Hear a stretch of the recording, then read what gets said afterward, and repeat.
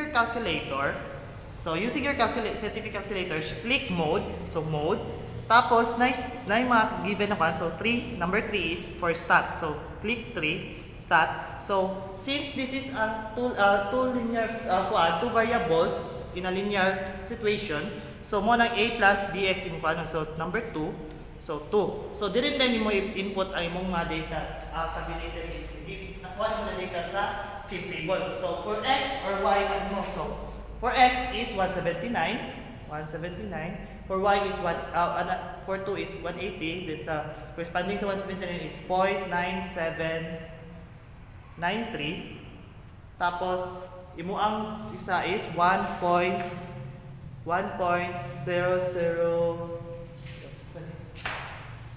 So 1.0021. 1.0021. So 1.0021. So 1.0021. So ano siya imo ang fund data.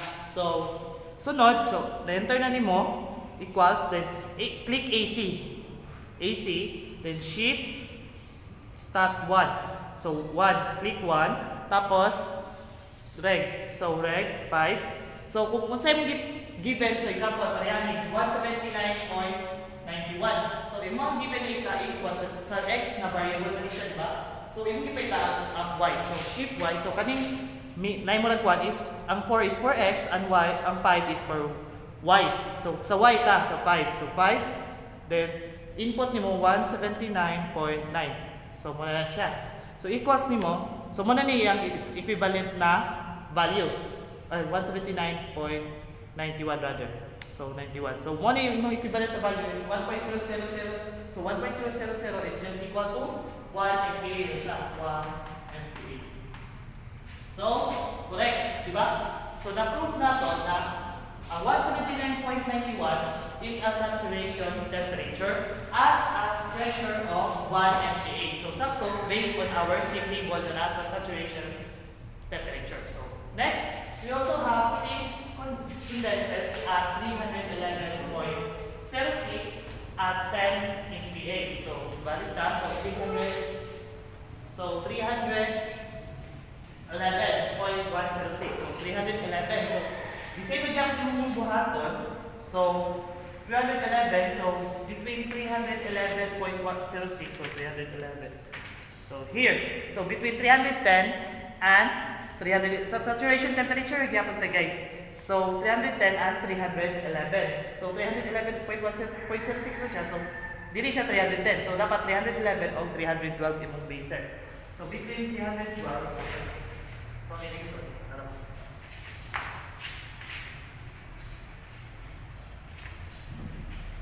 So 311 o 312 degrees Celsius. Diba? Tapos, ibang corresponding pressure na mga temperature sa base sa imong steam table. So 9.992. So 9.992 o 10.128. 10.128. So, alin, ato gipangita is temperature at 311.06. Pila iyang kani ang corresponding niya na pressure when we look at the steam table, since dili point na siya, so pinana na ko ta mag-interpolate. So this ay magyapon procedure guys. So since naka-stop naman tadaan, so no need na ta mag-mode, di ba? So no need na ta mag-mode. Dili na data shift 1 tapos data number 2. So imo na i-change ang data na imong input earlier. So ang data na po is 311. So 311 o 312. So sunod is 9.992 o 10.128. So okay na. Okay na input na nimo. So AC. Tapos the same gyapon. So ay mo given is 311.06. So 311.06. So shift 1 start 5. So y imong gipahita, so 5 gihapon. Tapos 311.06. It's just equal to 10.00 something or 10 MPa. So correct, 10 MPa. So this is also a So the steam is at saturation temperature of 311.06. So kani, steam condenses at 39 degrees Celsius. So kani, hindi na siya bukid guys. So dali na kayo siya. So 39 degrees Celsius, so look for 39 degrees Celsius steam table. Table 1 pagyapon to guys ha, sa inyong steam table. So more of temperature sa karon. So 39. So look for 39 value. So 39. So 39 is the corresponding temperature is 0.00699 or just equal to 0.007 siya if you want it out. Or this is 0.007 can be. So this is also at saturated temperature. Next is we have, so we're done with saturation temperature. Next is subcooled liquid. So for subcooled liquid, so the definition for subcooled liquid is a subcooled liquid is one which has a temperature lower than the saturated or saturation temperature corresponding to the existing pressure. So subcooled liquid is when the temperature given is lower than the temperature at the saturation temperature at a given pressure. So example, so para mas understand nyo, so when liquid water at 60 degrees Celsius and 101.325 is a subcooled liquid. Why? So inyong tanawan is 60 degrees Celsius at 101.325. So we all know that during at 101.325, the saturation temperature is based on steam table or based on knowledge of course is natin sa 100 degrees Celsius. So the given temperature is less than the saturation temperature. Therefore, it is a subcooled liquid. Diba? So nara siya kagdali guys pag suppose. So next is we have the compressed liquid. So next we're done with this. So the compressed liquid. So a compressed liquid is one which has a pressure higher than the saturation pressure corresponding to the existing temperature. So malinaw mo siya guys. So we're dealing upon is compressed. So meaning it's compressed liquid. So we're dealing with pressures. So yan corresponding pressure given is higher sa P sat minimum or P or saturation pressure. So not with the corresponding temperature na to. So example, so compressed liquid, so it's liquid water at 110 kPa and 100 degrees Celsius ang compressed liquid. So based na po sa ang steam table, so dire na mag-base, so dire na mayroon ang saturation na pressure na table. So table 2 sa inyong steam table is ang saturation pressure. So dire na po, kasi nagya po siya saturation temperature, depende lang kung ahap po convenient nita sa mga values. Kaya ito ganyan, we're looking for given na mga corresponding na mga temperature. So sa saturation temperature kanina kay para ma-compare natin ang pressure na kung ipakita na kung saturated pa siya. Kung one po is saturated pressure po siya, kung mag-compare po in terms of pressure, so dili na po ta sa table 2 mungita sa saturation pressure. So example so at 110 kPa, 100 degrees Celsius. So based on knowledge, ang saturation temperature of 100 degrees Celsius, ang partner niya na saturation pressure is 101.25, diba? Based lang sa knowledge. So, diba, kung makita ninyo, ang given pressure is 110, rated siya sa ito ang saturation pressure. So, therefore, it is considered as a compressed liquid. This water is compressed liquid. Kaya mas, diba, ang basic definition, when the given pressure is higher than the saturation temperature at the existing temperature. Diba? So, ano siya? Compressed liquid. Pero kung tanaw na ito stable dun, so we're looking for 0.110. So, di ba, MPa mo ko siya, so 0.110 ang may taon. So, 0.110 here. So, 0.110, ang saturation temperature is 102.325. Di ba? 102.325 ang saturation temperature. So, dili siya 100 degrees Celsius. So, mo lang, dili siya saturated. Ang 110 kPa, dili siya siya dili mao ang saturation pressure sa 100 degrees Celsius. Kung balik ka sa 100 degrees Celsius na kuan, dili sa temperature, 100 degrees Celsius, 0.101, 0.325 or 35. So, mo ning saturation mo na pressure. So, compare mo. So, the P given is 110 and the P sat is 101. So, mas dako pa ng P given, so this is a compressed liquid. So, mo to siya definition sa compressed liquid. Okay? Next is a saturated liquid. So, saturated liquid by definition, so is a saturated liquid is a liquid at the saturation line or saturation curve. So, saturation temperature or saturation pressure. So, either siya sa duwa ang saturated liquid. So, either saturated temperature siya or saturated pressure. So, which has a temperature equal to the boiling point corresponding to the existing pressure. It is a pure liquid, it has no vapor content. So, 100% siya na liquid, wala siya vapor. So, mo lang tawag yung saturated liquid. So, ang imong pa is either siya sa PSAT, wala siya pan. PSAT at PSAT. So, equal siya sa given po na corresponding pressure po ani na dapat kung equal ang pressure sat o PSAT in terms sa table nimo. Kung unsay nakabutang sa PSAT nimo na given, dapat kung unsay nakabutang sa table steam table equal siya. Then PSAT po na given equal po sa PSAT nimo na nasa steam table. So example, para masasabtan ninyo. So sa example ta, so base, dili na rin magamit ang duha ka imo ang bases, ang imo ang table 1 o ang table 2. So sa steam table, sa temperature, saturation temperature o saturation pressure table. For example, so ang imo pod ani is dapat naka-liquid state yung sila tanan. So okay, bitawag ko siya saturated liquid, of course. So first example, liquid water at 100 degrees Celsius and 101.25. So of course, basic lang. So, di ba? Kung boil ang water at 100 degrees Celsius at ang existing pressure of 1 watt. So, common na rin siyang ayaw. So, pwede na rin ito na hindi ka nagkuhan. There is second one. So, liquid water at 233.9 degrees Celsius. 233.9. So, 6 point siya. So, pwede ka, tanawin mo ang existing pressure niya is 3 MPa. 3 MPa. So, dili na lang, kung yung ikuan, kung sa saturation temperature kang kita, interpolate pa ka, di ba?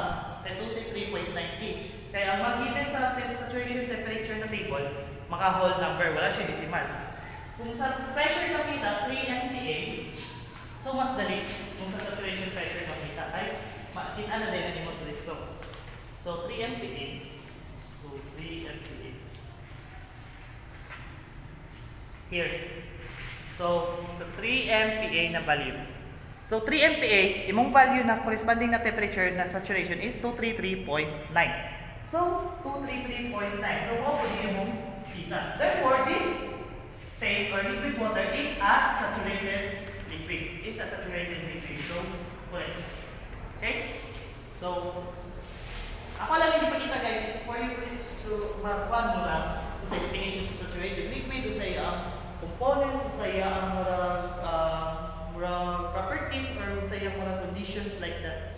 So sa temperature pressure. Mga temperature pressure din siya.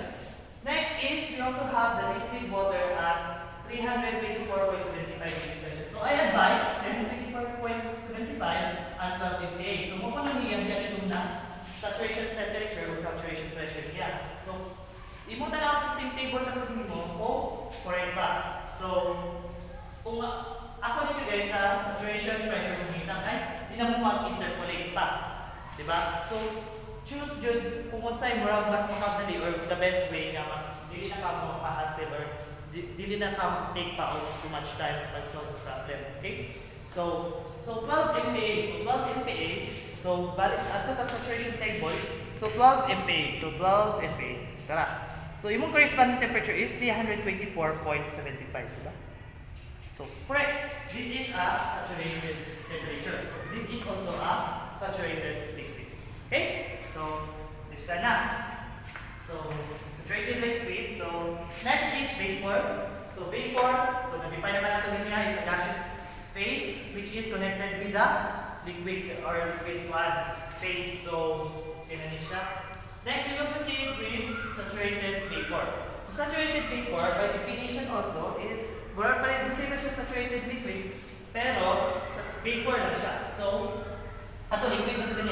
So saturated vapor is a vapor that at the saturation condition, either sa saturation temperature or saturation pressure.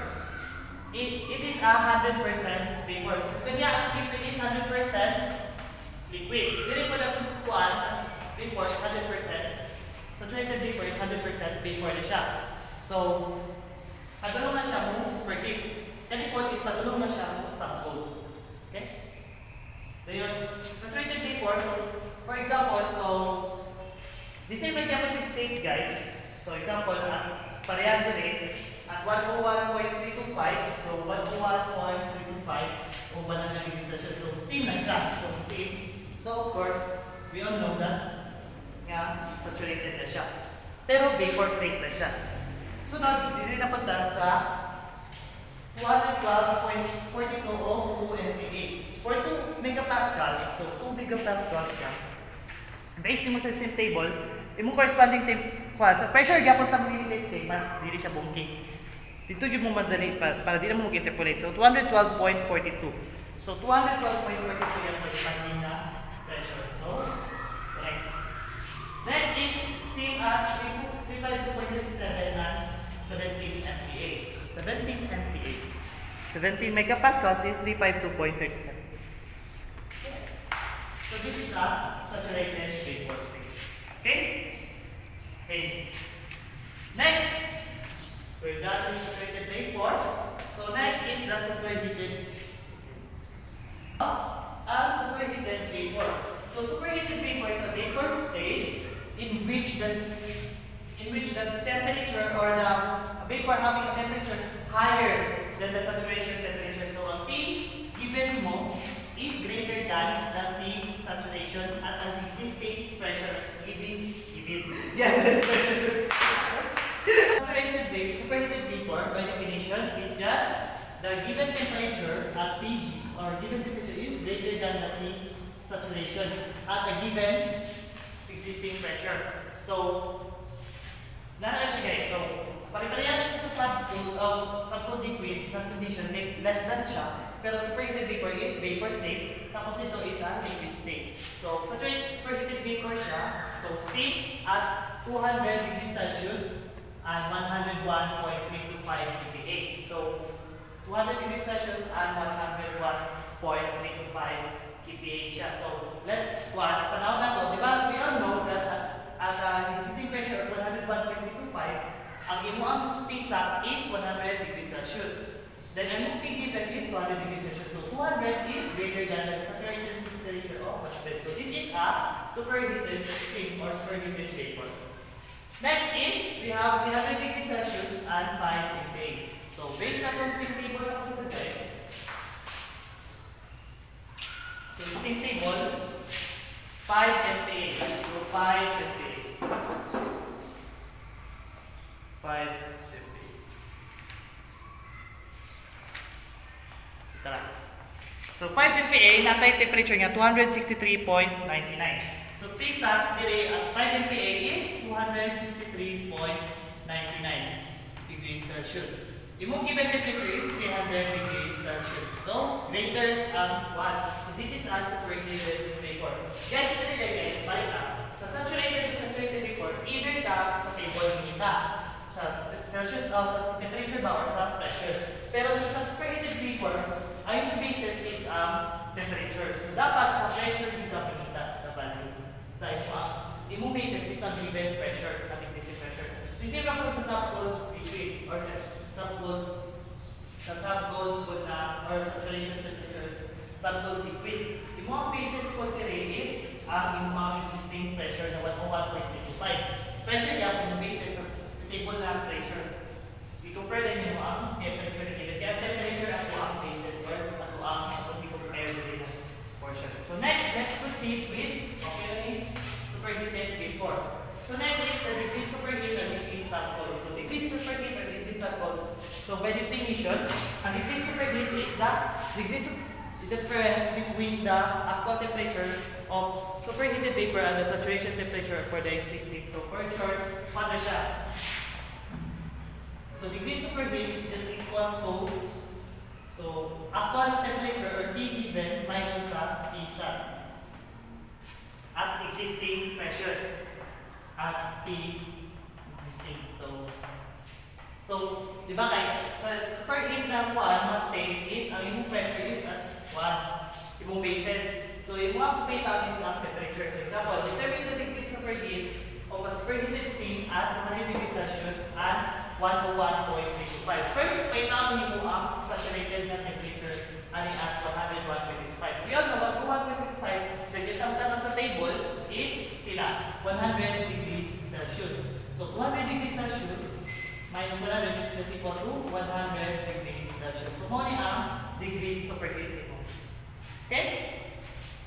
This is yung sa subcold o degree subcold. So degree subcold is the subcold liquid is the difference between the saturation temperature for the given pressure and actual temperature. So the subcold liquid is T degree subcold is just equal to T sub minus T given. Kaya mas naman, di ba kaysa subcold the state is mas gamay ang given kaysa saturated na temperature. Wala na muna saturation kaya ang given at existing pressure.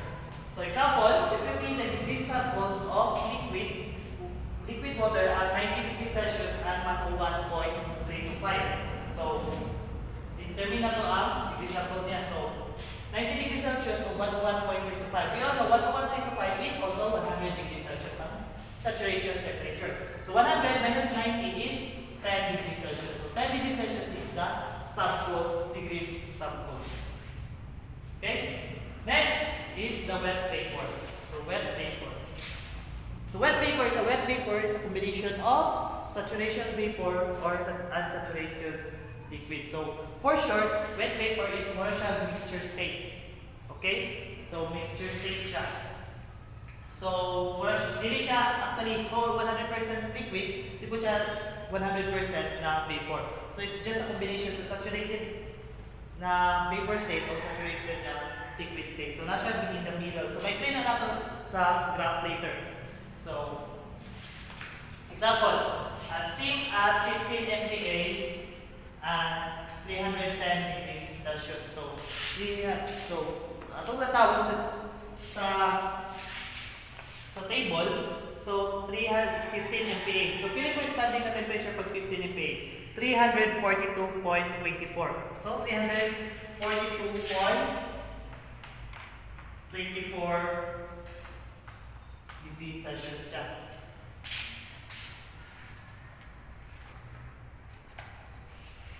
So, wait lang. I-pause mo. Oh.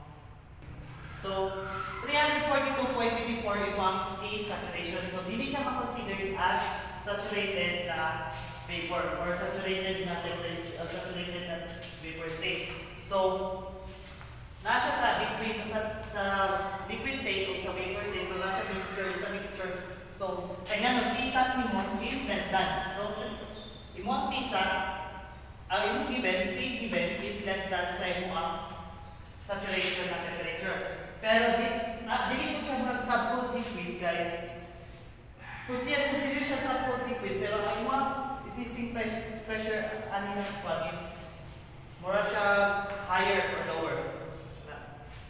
So, ma-explain na later ang wet vapor not state guys. So, no problem na siya. So, next is we will proceed with quality and percent moisture. So, pag quality, we're talking about wet vapor. So, hindi na tayo nakita kung saan na pila yung mass or percentage of moisture or percent na vapor or percent na liquid. So, hindi na ito makita. So, for quality, define as X na siya guys. X na siya. So, hindi siya algebra na X lang. So, X ang moral basis dito sa thermodynamics na quality. For quality is the mass for the gaseous state all over the mass total. So, muna siya percent kung compare sa wet vapor. Okay? So, compare sa wet vapor, so muna siya ilang percentage. Magkuha na rin mo times 100% kung yung mga times 100. So, percentage mo ang vapors or percentage of quality. Tapos percentage moisture is Y equals MF over or the mass in liquid or fluid all all over the total mass times 100. So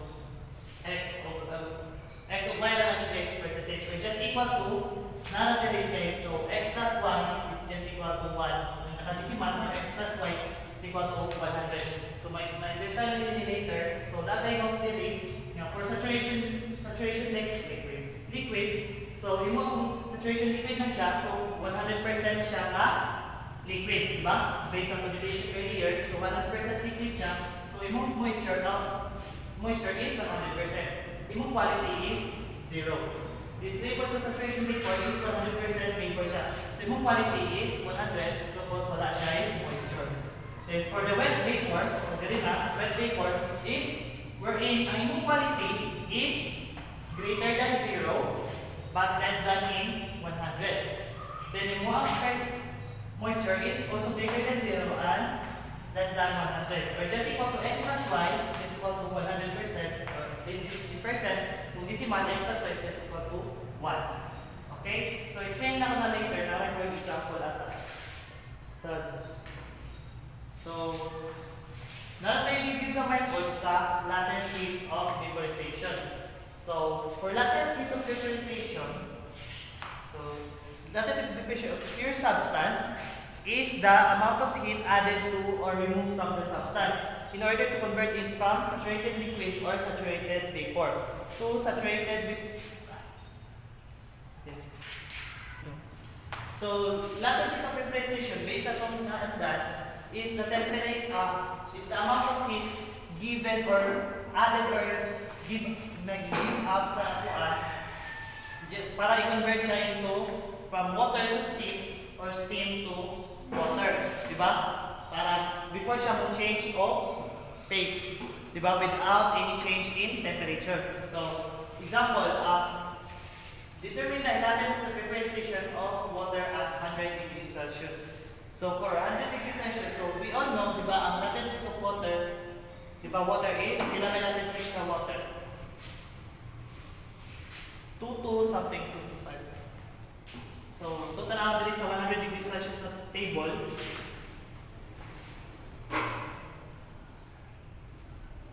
So, di ba, ang ito na ipawaan is latent heat sa water is 2257 kilojoules per kilogram.